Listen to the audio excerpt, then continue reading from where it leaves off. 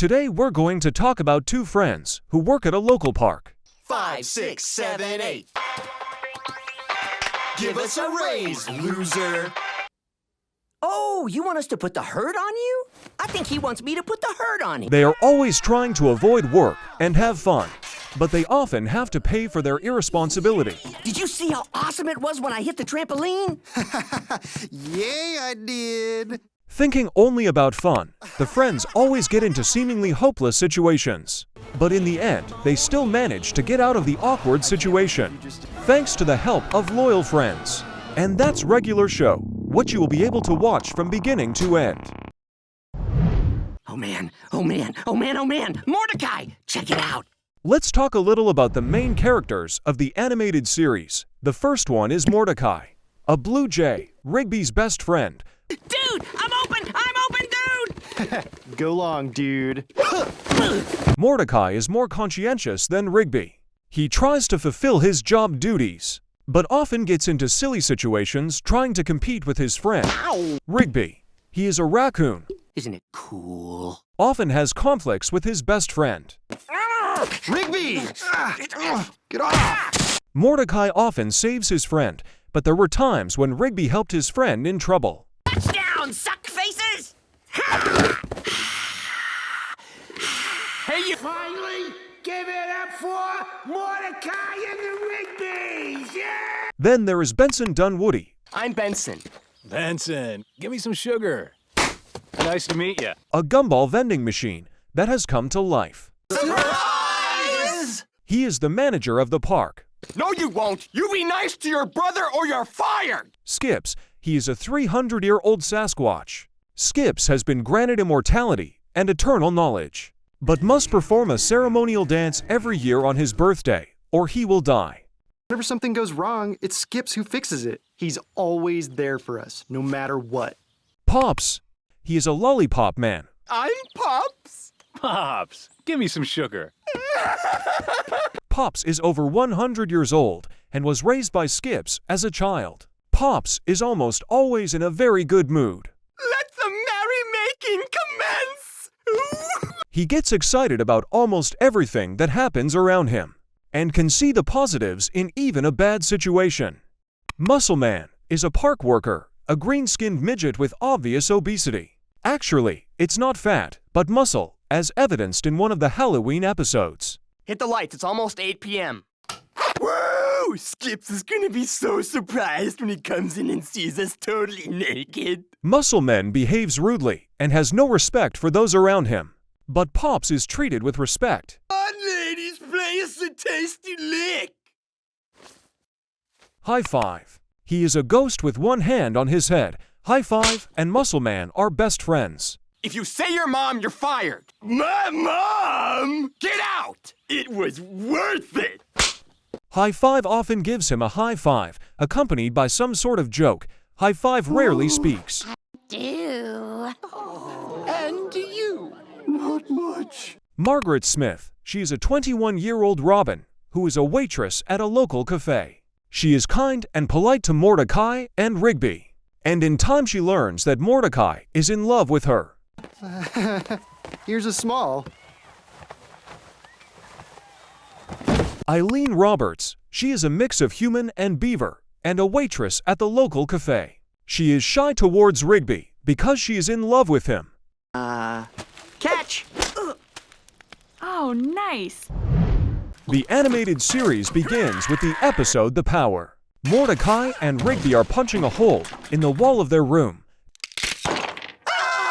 Dude, we're 23 years old. We shouldn't be busting holes in walls. We're gonna get fired for this. You mean you're gonna get fired for this? They need money to fix it. They decide to convince their boss Benson to give them a raise. Dude. You are a genius! Of course, raises! With the help of a magical keyboard Rigby found in the park.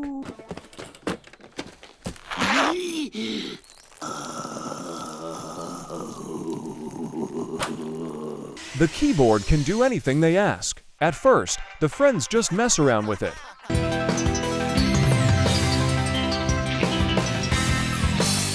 6, 7, 8.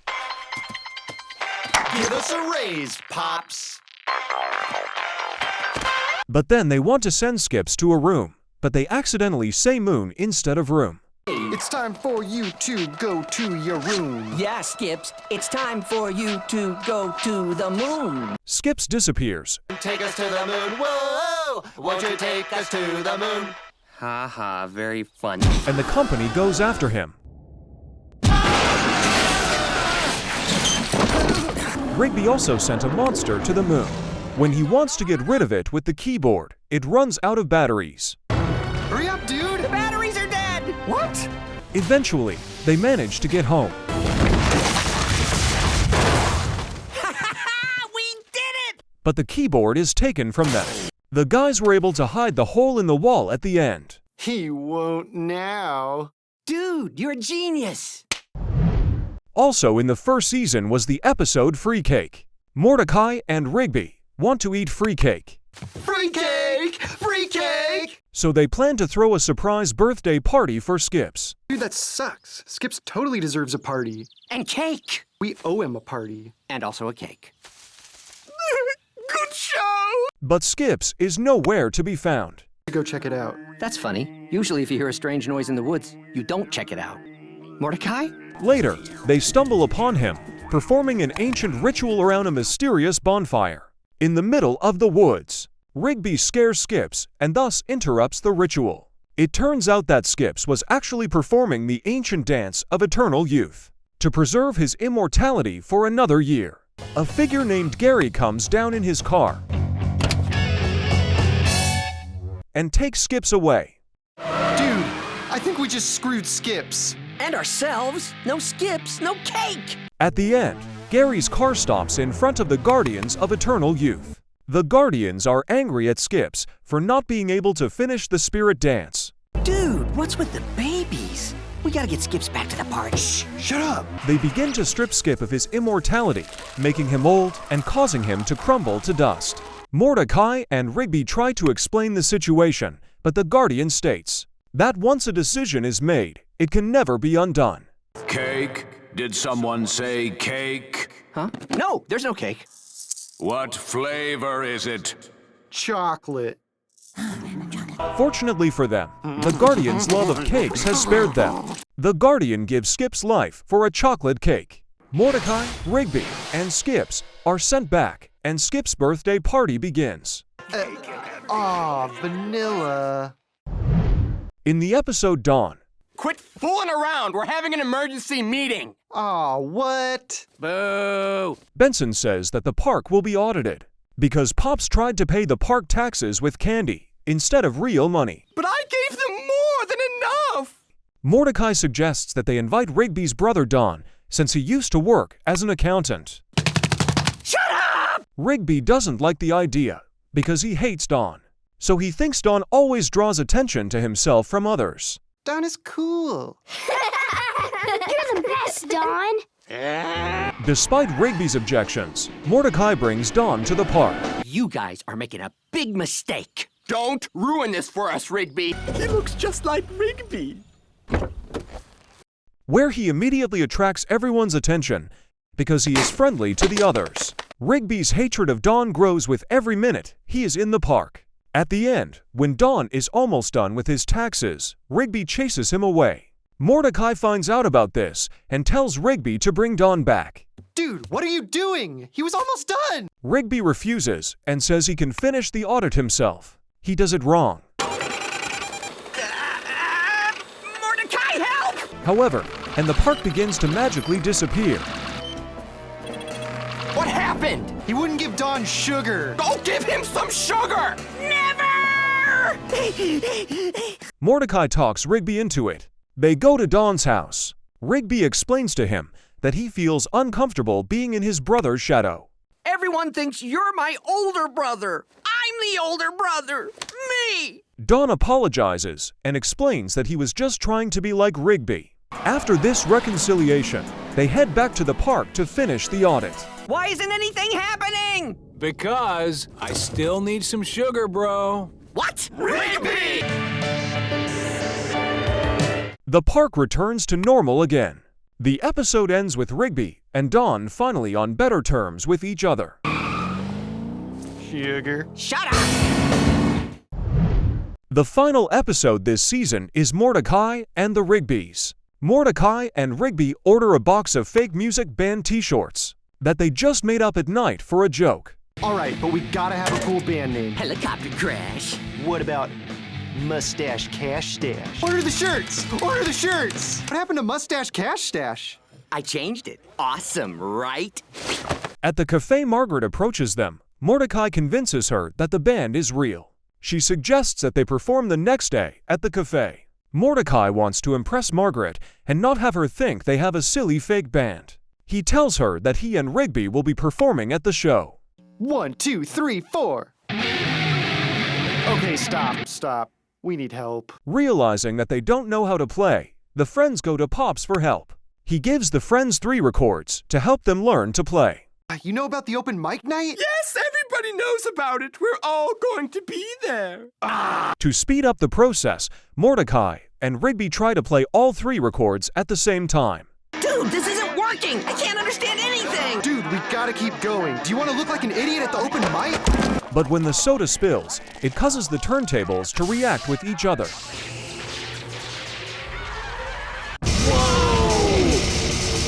Which brings up future Mordecai and Rigby. It turns out that they are both very successful musicians after 10 years. Oh, hey, in the future, do we get that thing we always wanted? Oh, we got it. Awesome! The guys from the future teach Mordecai and Rigby lyrics, moves, and looks, but they don't learn how to play guitar.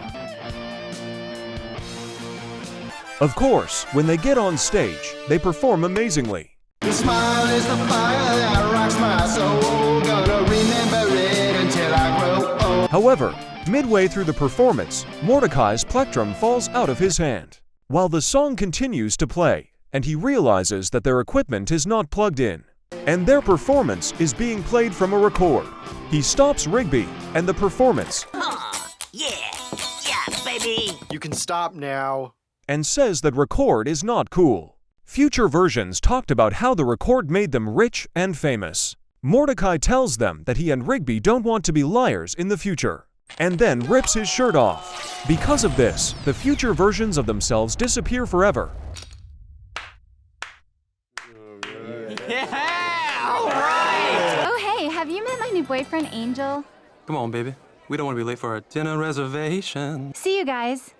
Oh, Angel, you have such a great voice. Maybe you should have just kept lip syncing. End of Season 1. Season 2 begins with the episode Elo Governor. Oh, sorry, man. Nice outfit. It's a costume. Rigby rents a horror movie about a taxi cab. Dude, not another horror movie. Last time I had to walk you to the bathroom every night for a week. He and Mordecai watch it. Hello, Governor. Rigby gets scared. At night, he has nightmares. Dude, chill out. You're screaming like a friggin' maniac. I keep having nightmares. Mordecai wants his friend to lose his fear of cabs. It's not real. You can see the microphone showing. Look at it. Get off me! Pops takes them for a ride, so Rigby can calm down. Wait, Pops, where are we going? I always drive deep into the woods when I want to clear my mind.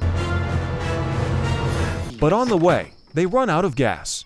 A car approaches the friends. Mordecai thinks it's help, but it turns out to be the same cab from the horror movie. They start running away, but then Rigby attacks the car out of fear and destroys it.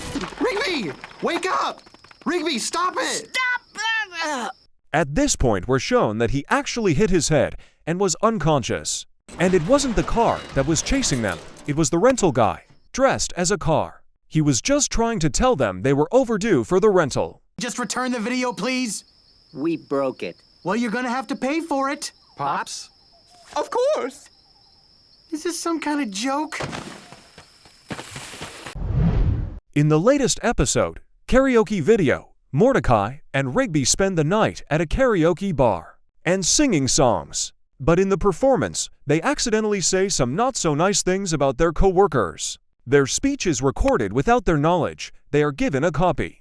And the bar keeps one of the tapes as an advertisement. The co-workers announce that they want to go to karaoke. Rigby and Mordecai need to destroy the tape before everyone sees it. Mordecai and Rigby try to get the tape, but they fail. Their co-workers have already arrived at the karaoke place, and the tape has already been turned on. The characters sneak into the office where the recording is and turn it off. But before they can do that, Benson sees a few seconds of Mordecai laughing at him. Pops takes the stage and begins to perform a song. At this time, a fight breaks out in the audience. It was started by our characters. They wanted to take the tape away. Eventually, the tape falls into Benson's hands, and he hits the karaoke owner with it. And it breaks. At the end of the episode, Benson is upset that the karaoke night was ruined. The third season also had so many interesting moments.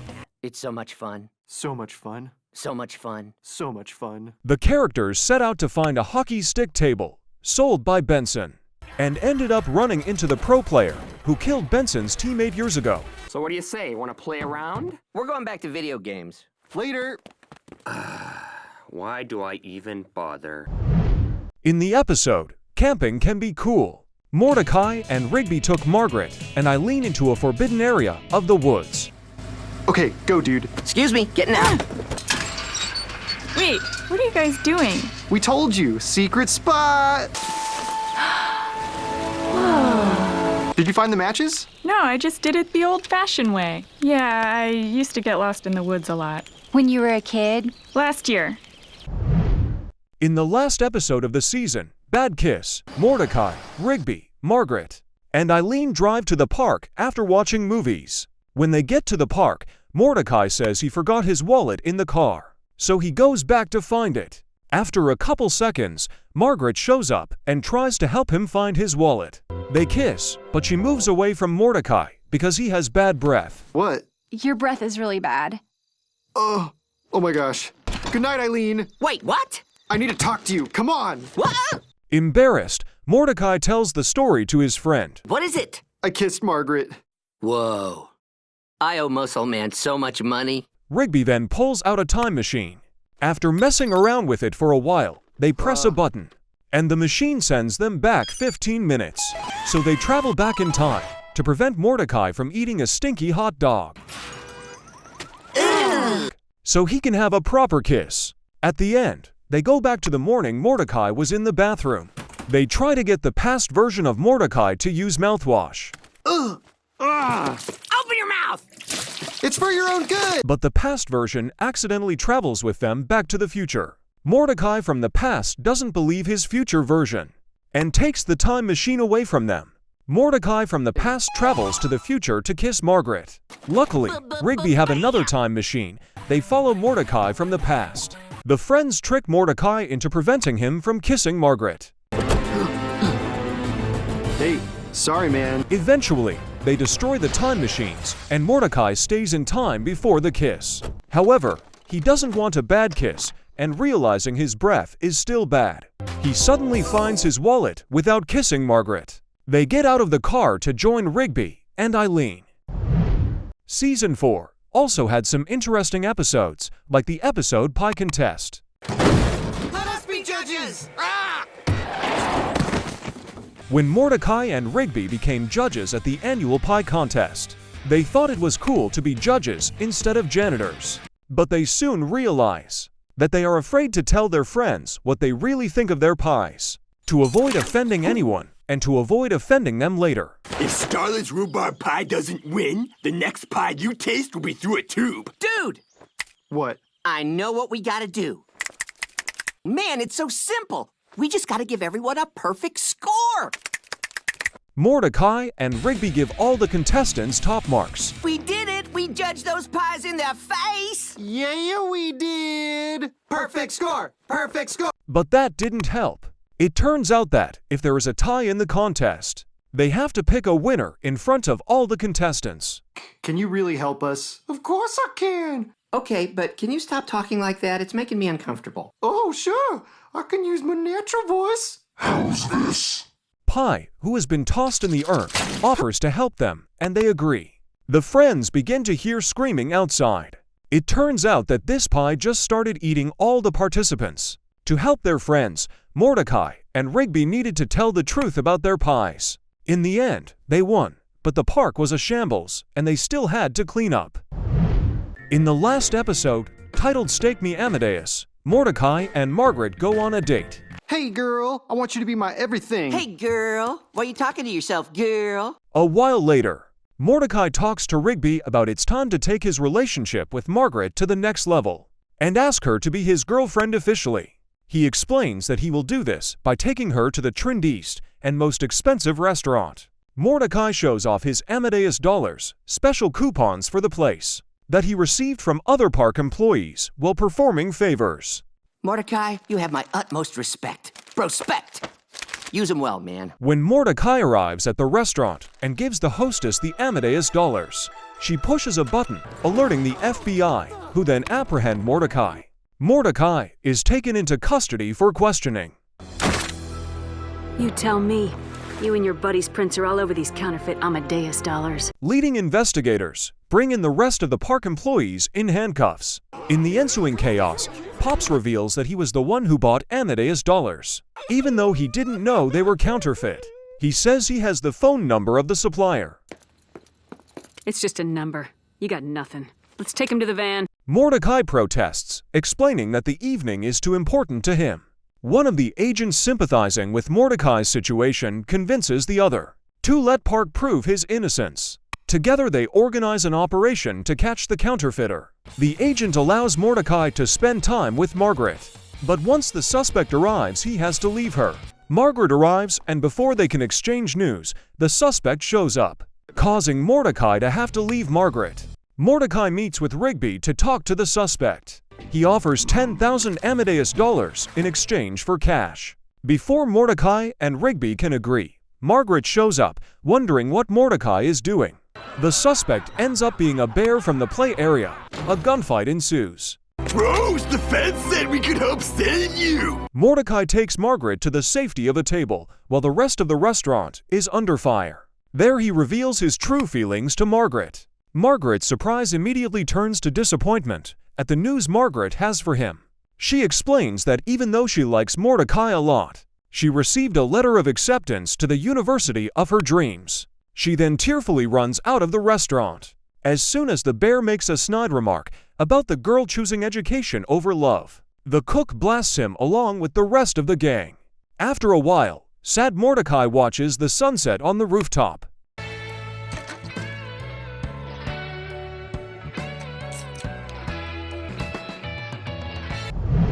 Season 5 begins with the episode Laundry Woes. Mordecai is grief-stricken and broken up, doesn't want to go about his daily business. His co-workers and friends try to get him out of this state. After a while, they succeed.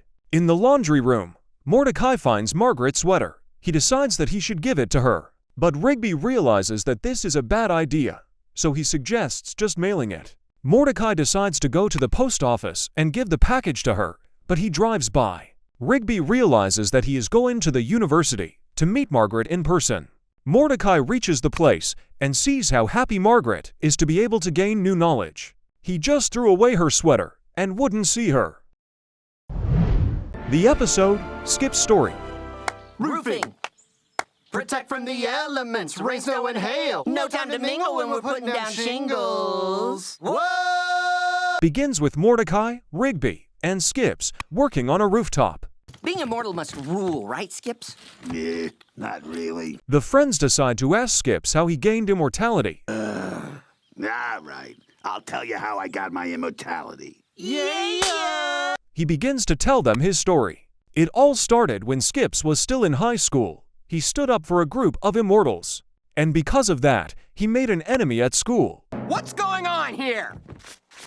Oh, nothing. We're just getting to know each other. At lunch, he met a girl named Mona. She was adamantly against him fighting. Skips and Mona fell in love. And now it's a mushy romance? I'm sorry, Skips, but... And they went to prom together. But that night, he was scheduled to fight. His enemy came to the prom, and the fight was unavoidable.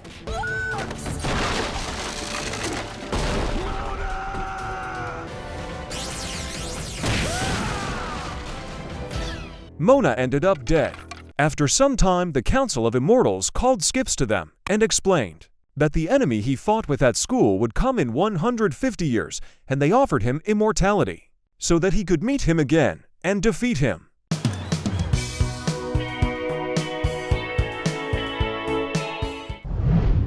Real date. In the last episode of the season, we see the company playing a board game. Mordecai has a girlfriend named CJ. And in conversation, it is revealed that they have never been on a real date. A real date?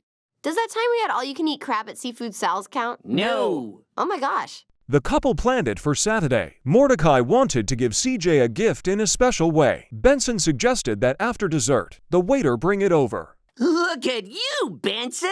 How are you still single? Yeah, that idea is genius. At that moment, CJ asked her friend Eileen for advice on what to get Mordecai. Together they came to the conclusion that it would be great if they ate the dessert elsewhere. At the restaurant, Mordecai was harassed by the owner of a dating site because he had deleted his account. I don't need couple corral anymore. I'm in a relationship now, so... Here's what I'm thinking. Break up with CJ. I like CJ. Now leave me alone. Of course, a lot of things didn't go according to plan because they both wanted to surprise each other. Rigby and Eileen ended up having their surprise on the beach. This is the most romantic date I've ever been on. Really? But it was ruined by the owner of a dating website. He wanted to get rid of CJ so that Mordecai would come back to the site. But he missed and hit the J with his missile. CJ got really pissed off and chased him away. At the end of the episode, it was revealed that Mordecai was fine. Mordecai? I thought you were dead. I would be, if not for this gift box. I hope you like it. The first episode of Season 6, Maxin and Relaxin. Mordecai and CJ are driving in a car and listening to music.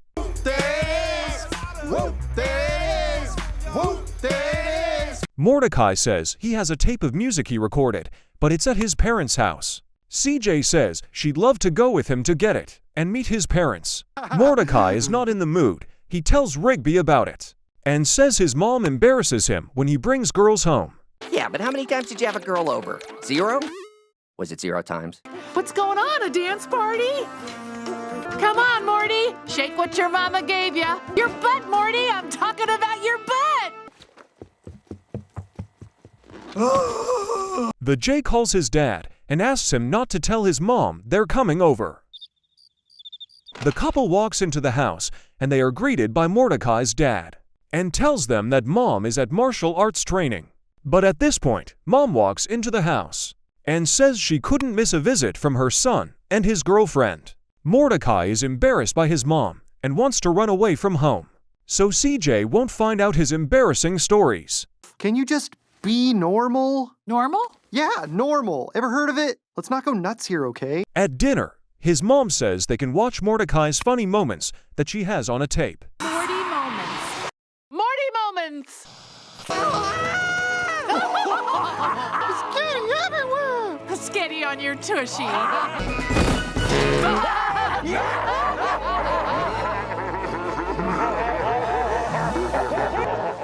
Mordecai goes to get the tapes and wants to destroy them, so his girlfriend can't see how ridiculous he could look. But then other versions of him show up and inform him that looking ridiculous is okay. And much worse, that he treats his mom badly. Mordecai accepts this and brings the tape so they all can watch it together. And I'm gonna need everybody to sign a non-disclosure agreement. This is way cooler than a mixtape. The last episode of Season 6 is called Dumped at the Altar. In this episode, Muscle Man gets married. Everyone's getting ready for the wedding.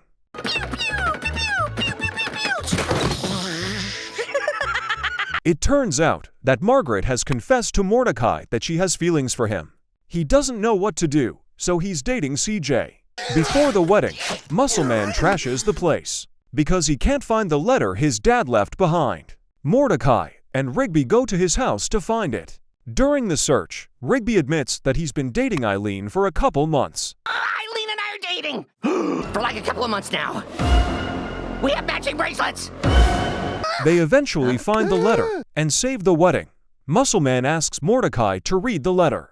It says to follow your heart. Mordecai adds on behalf of himself that he tried not to offend anyone, but everyone just gets hurt because of it. He approaches CJ and she thinks he wants to break up with her and runs away.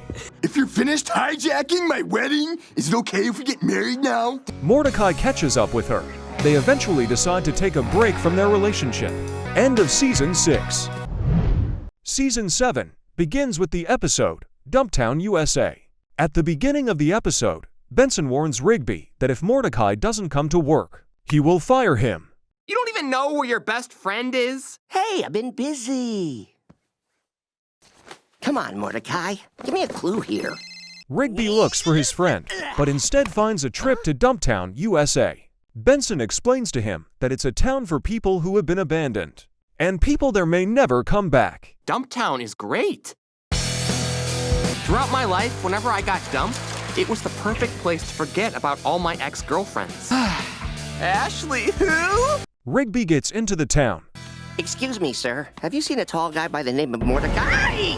and tries to convince Mordecai to go back to work. Work? Pfft, look around you, man. This place is a paradise.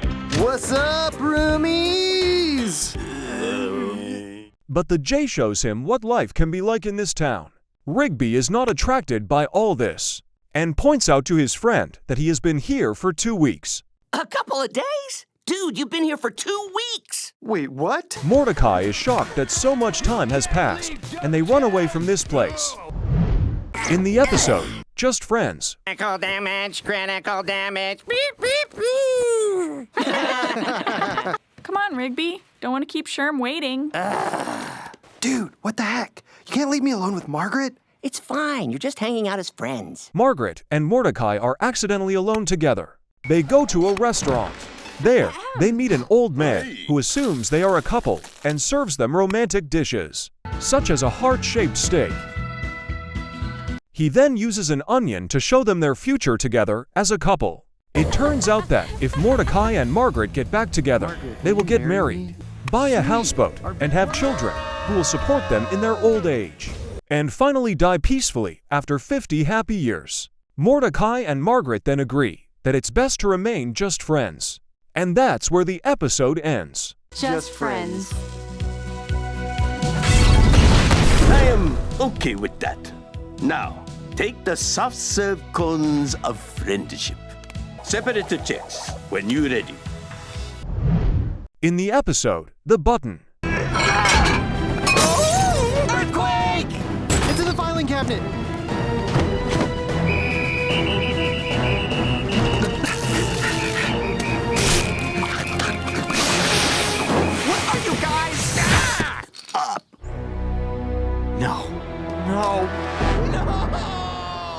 a scientist has flown into the park and informed the workers that they will be experimented on and monitored. Their task is simple. They need to make sure that no one presses the red button that the scientists have set up. And the entire park is in a large dome. Benson sets up a watch to keep an eye on the button. At one point, Muscle Man really wants to push the button and loses his mind for a minute. His co-workers calm him down. Sorry, dudes. I just lost my head for a second. Something about that button. But everyone is puzzled as to why they need to guard the button. What are you guys taking notes about? Those guys take notes about everything. Watch.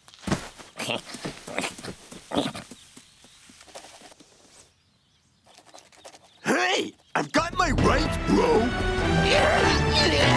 Benson goes to deal with the park owner, and the rest of the colleagues catch one of the scientists. You've been watching us, so you know exactly how long it's been since he's washed that. Oh, no. Fine, I'll tell you. They find out that if they push the button, Benson will be fired. In the end, no one pressed the button, and the scientists set up a defense for it. They also handed out beepers to the employees. Beeper for you, beeper for you, beeper, beeper, beeper. Benson, you get one of these babies. It's a strap-on fax machine. And told them that as soon as they beeped, everyone had to go back to the park immediately. After that, the scientist flew away. You guys want to go get some Chinese food? The last episode in this season, Rigby's graduation day special. Rigby has graduated from high school and is excited that tomorrow is his graduation. And we gonna party! You ready for my grand party, dude? Mordecai is a little upset about this, as things aren't going as well in his life as Rigby's. But he doesn't show it. Rigby is informed that he will have to give a speech at the graduation. At the Inspire America program. Inspire America! That was so inspirational. His friends prepare a graduation party and send Mordecai to get Rigby's favorite drink. He reluctantly agrees since it's a long drive to get it. Rigby is preparing a speech and is not very good at it. He asks Mordecai for help, but he doesn't care, as he is on his way to get the drink. The day of the graduation, Rigby shows up spectacularly. Prepare to get Rigby to America! Ta-da! But his speech was terrible. Hello! Class? He ran off the stage. Mordecai backstage encouraged his friend. Whoa! Rigby took the stage again and gave an inspiring speech. At that moment, all the park employees get a message on their beeper. They urgently need to run to the park grounds. They read the email to complete the experiment that started in the episode, the button. Now they need to press a button. The co-workers press it. The park's dome closes, and the park flies straight into space. Eileen also ended up in the park as she was preparing a surprise for Rigby. The end of Season 7. Season 8 begins immediately with the events when the park goes into space. Confusion, chaos. That was the scene in the city earlier today as the park blasted off into the sky. I'm rich. No comment. And mysteriously launched into space, taking along with them animals and My cow! Hey! In space, the co-workers try to stay calm. We gotta press the button again! No! We gotta calm down! Go back! Stop! Benson gives everyone assignments. Eileen builds some kind of satellite to pick up a communication signal. But it fails.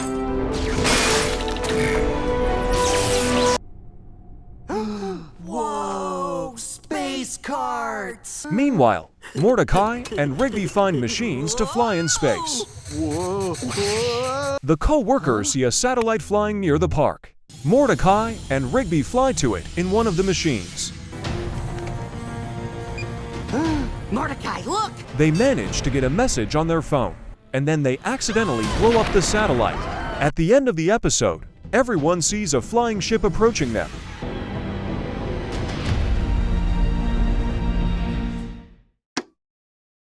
This ship turned out to be with robots who wanted to help them. Please don't kill us. I'm afraid we'll have to kill you. With kindness. But Mordecai and Rigby don't believe them, since they had read the message about not believing anyone.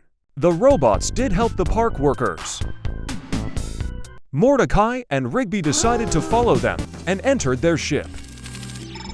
011. There they found out that the robots were selling plants from the park.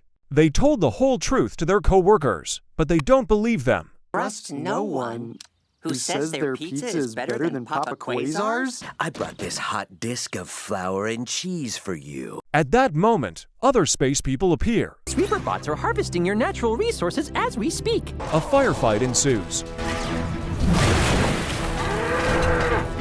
Our characters win. The spacemen take everyone to Pop's room, which turns out to be the control room. And the man says they will take them to some place, and that's the end of the episode. Next, there were episodes in space. All season long, our characters were in space, and even celebrated Christmas there. Ho, ho, ho! The last 3 episodes in Season 8 are a regular epic final battle. It's where the characters battle the Anti-Pops, who appeared in the episode, The Dream Warrior. He's Pop's illegitimate brother, and the exact opposite of him. Eventually, the brothers agree to a one-on-one battle. At the moment of the battle, the Disco Lord appears, and suddenly characters from previous seasons and episodes start appearing. Baby ducks! What's up, dudes? Greetings, dudes! They all turn into one big robot, and the battle begins. At this time, Pops fights with his brother, and they grow gigantic in size. Auntie Pops puts his powers on the entire planet, and the characters start to disappear. It ends with the brothers flying towards each other, and Mordecai and Rigby fly right into the center of events. The last episode starts with the first episode of the first season, called The Power. At first, you might even think you've turned on the wrong episode, but then it turns out that there was a time confusion. And the characters are once again transported to the center of the battle. There, Pops defeats his brother with his love, but they die together. The news on Earth reports that the Park Dome has been gone for 3 years, and now it's coming back. Everyone runs to greet them.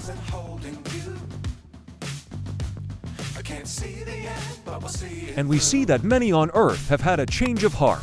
One of those is that Muscle Man's baby is grown up.